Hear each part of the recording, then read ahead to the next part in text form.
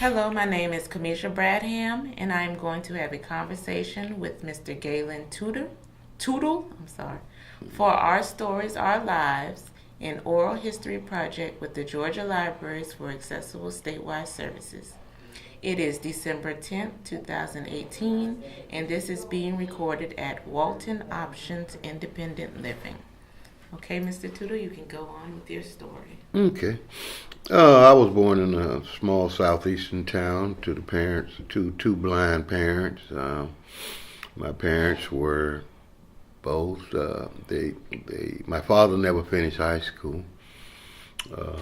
My mother, she went to the ninth grade, and we grew up in a situation where there was, uh, it was totally not designed for us. My parents recognized that early on. So what they did was they sent me off to a blind school in Macon, Georgia Academy for the Blind.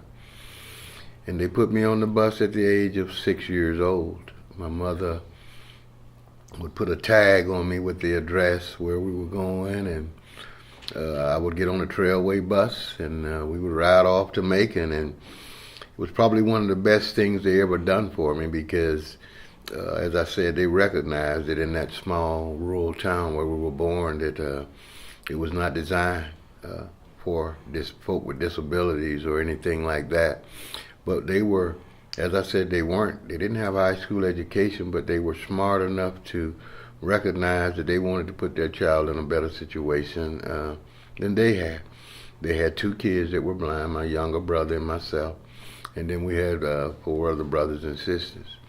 Um, One of the great things about the Blind Academy was that they taught us Braille and they taught us how to travel. And so at an early age, I learned what I needed to learn in order to be independent. It's possible. Now, the education component of it was great. They prepared me to go off to the University of Georgia, which I did. And I can remember picking tobacco, loading watermelons, and all that kind of stuff. And all of that kind of stuff was a driving force behind me wanting to get the heck out of there and go to a place where, I could make a living.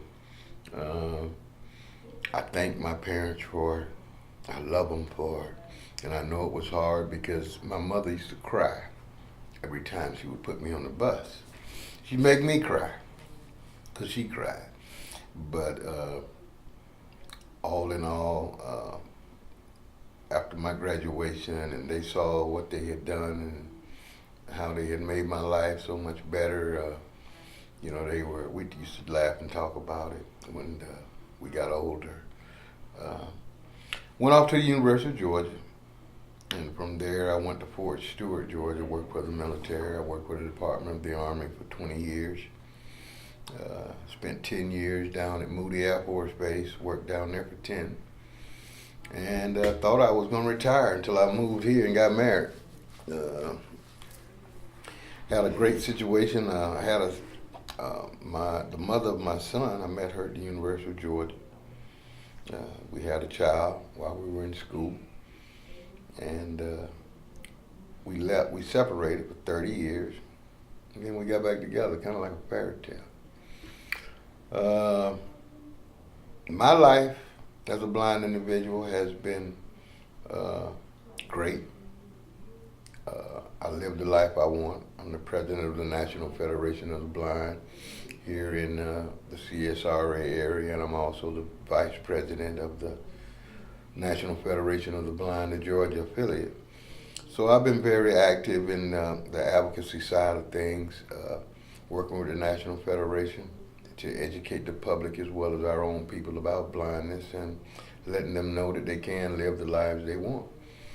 Now, for years, I did not participate in the blind movement, as we call it, because I was one of those guys who also wanted to fake it till I made it. I did not want to come across as being someone who was special, who needed special treatment. So what I would do a lot of times in my younger days, that I would pretend that I could see different things. You know how it is when you're young, you want to be with the in crowd. I wanted all the women I could have, and so I faked it.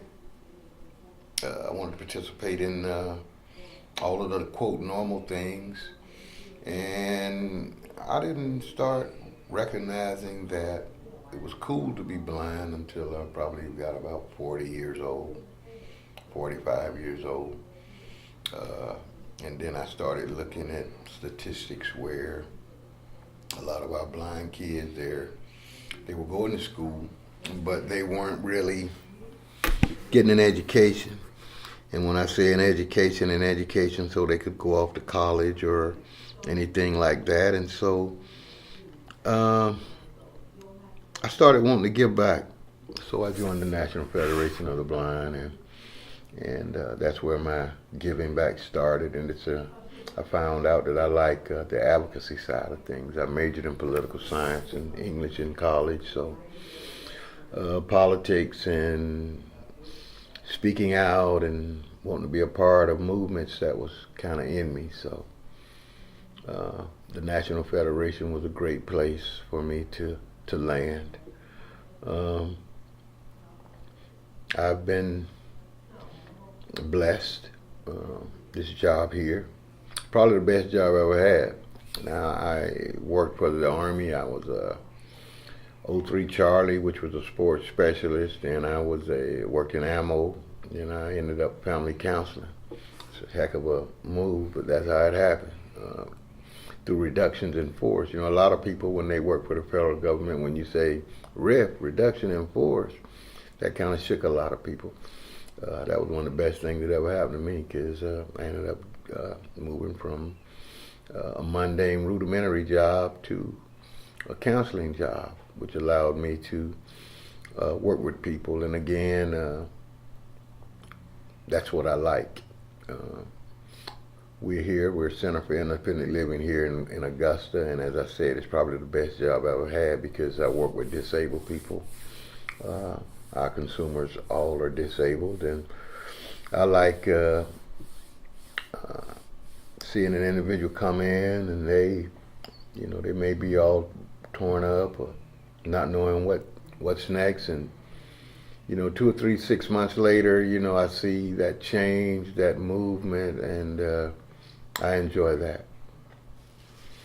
I don't think that, I'm not too much like any other person. Love life. I volunteer, for different things. I coach recreation football and basketball for years. And I coached with the recreation department. So there wasn't nothing special about it. I coached regular kids. And I was good at that. I was a winner. I like to win. And so it was one of the best times of my life, coaching recreation football and basketball, young kids from the age of 9 to 12. And I attribute a lot of that to the fact that I was a wrestler. I wrestled at the Blind Academy. I started out in the 4th grade, wrestled throughout high school, went to the University of Georgia, wrestled there, wrestled AAU. I did about 17 years worth. So I've always been a natural competitor. Somebody tell me that I can't do it, I'm going to tell them that I can. And not only will I tell them, but I will show them. I believe in me. And that was one of the greatest things about coaching recreation sports. You get a kid who comes in and he can't even hold a basketball or football. And by the end of the season, you see that kid, he's maybe not the star, but, you see the confidence level improves. You see the inner strength. And I think I attribute a lot of that to the fact that I was born blind. And I've always felt like, not so much that the deck was stacked against me, but that the system wasn't designed for me. I was poor, I was black, blind, small little town where when I was born we had separate this, separate that, and I was always a fighter. And my mentality has been that I'll kick the door in because I want to get in and I want to be a part of. And as I said, my life as a blind individual, I can think of a whole lot of other things I would rather be. That I wouldn't rather be than blind. Matter of fact, right now, if somebody offered me 20/20 vision, I would turn it down because I'm cool where I'm at. I've been this way all my life. Hasn't stopped me from doing, I'm not a millionaire and I'm not a rich guy. I'd love to be a rich guy, but so most of America. So, and we know that only make they may be 10%. So I feel like I'm just like any other individual. I got what I need, and it's great to know that we have places like this, like Glass, because what they do is they allow my people accessibility to information, knowledge, and power.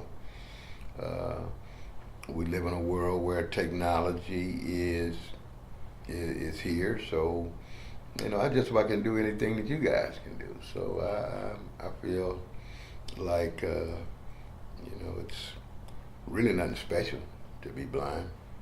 It's just one of them things. We got people walking around here, quadriplegics in wheelchairs. God knows I wouldn't want to be in that place. We have people who are deaf, can't talk. I certainly would not want to do that because I got a lot of things I want to say. So I want people to hear. So I'm blessed. I feel I'm blessed that I'm where I'm at. And again, I promote independence, living the life you want. And blindness is a characteristic that certainly doesn't define me. It is simply a part of who I am. And as a blind individual, every day I raise the bar on what it means to be blind. So I'm a happy guy, content with who I am, and I'm just going forward, living the life that I want, and that's it. Okay. Can you think back at any challenges that you faced while growing up? Oh yeah. I think one of the biggest challenges was wanting to be accepted. And kids can be cruel. So one of my biggest challenges was coming along was, when folks say stupid stuff, and with the temperament that I had and the physical attributes that I had, I was one of those folk that, would take it to you if you crossed the line. And when I say cross the line, if you said something that was stupid. So one of my biggest challenges was to understand that human beings, human nature is what it is, and a lot of times people, they make fun of or say silly things about this stuff that they simply don't understand. So maintaining a temperament of hey, we're just trying to get along, I had to work on that. Some of the barriers were, I think one of the reasons that I did not have as many barriers probably as some other blind folk was that my daddy put me in the tobacco field at the age of 6 years old. He said, hey, listen, this is what they do here. This is how we're going to buy our school clothes. You're going to buy your school clothes. This is how we're going to survive. So you got to get in where you fit in. And this is what, and so I worked in fields. And he always stressed that this is not where you want to be. So you want to make sure you do your schoolwork, do well in school. So with him putting me out there, and when I was 14, he told me that, you're going to go out like your older brother and you're going to hang out, go to we used to call them cafes and juke joints, and you know, he made me participate in life. I couldn't sit around inside the house. You know, as I said, he was blind. Now, at one point, he could see. He got shot when he was like 18 years old. This guy shot him in the face, and so he had seen before, so he knew what sighted life was all about. And he did not want me to be in the house, a vegetable, or just, you know, sitting around. So, as I said, he made me get out, and I appreciate that. It allowed me to mingle with other folk. And as I said, I hung out at the juke joints just like everybody else. Now, we didn't have all that kind of technology back then, so, you know, again, we had to do what we had to do. I had to put my face up on the papers and to read them. And like I said, I learned Braille and barriers. And then I was always aggressive. I could always advocate for me, even before I knew what the word advocate meant. You know, I knew that I was one of those guys who would, you know, you're not going to do me. And if I felt like it was, you know, that I earned it, or if I had a right to it, or whatever, I just wanted to be treated like everybody else. Wasn't looking for nothing special. So the barriers that I faced, another barrier, probably one of the more bigger ones I faced was me. Coming to grips with who I was as a blind person. You know, in school, I would like to sit in the back of the class like everybody, you know, like where the cool folks sat. You know, couldn't see the board, but I'd rather take a B. You know, I'd rather make a B than an A, because I didn't want to be up on the front row, you know, acting like I was special ed, needing special attention. So I guess that was another big barrier, coming to grips with the mind, get my mind right. It cost me too, because I could have did a lot better in college, especially if I would have, you know, taken advantage of the opportunity that was there, like using the disability office, or instead of you know, sitting up front, instead of hanging back there with Dominique Wilkins and them guys, because all of us went to school together, so we were all buddies.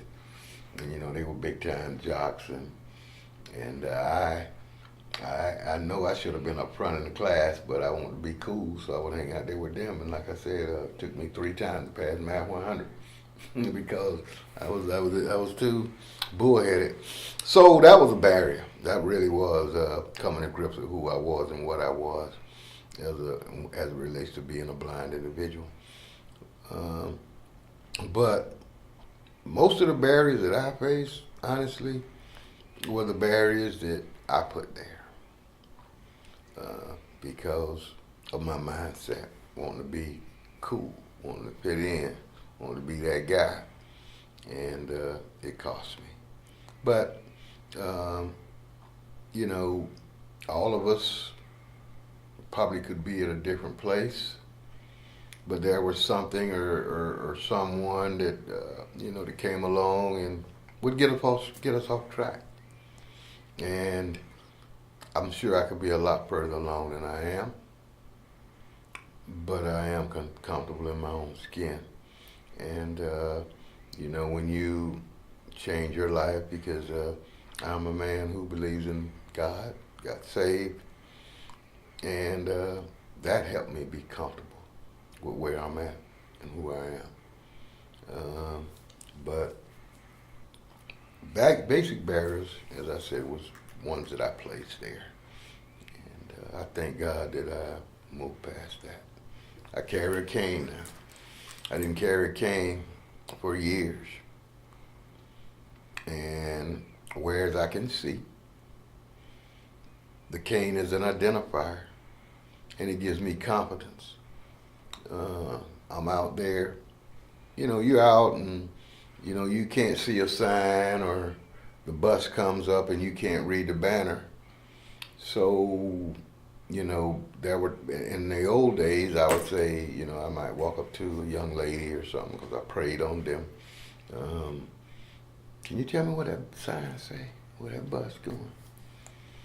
Now, a lot of times they'll look at you, man, you can't read the sign, you can't read the bus. With that cane there, I carry my cane, people are more apt to help. They understand it. And so I had to learn that. And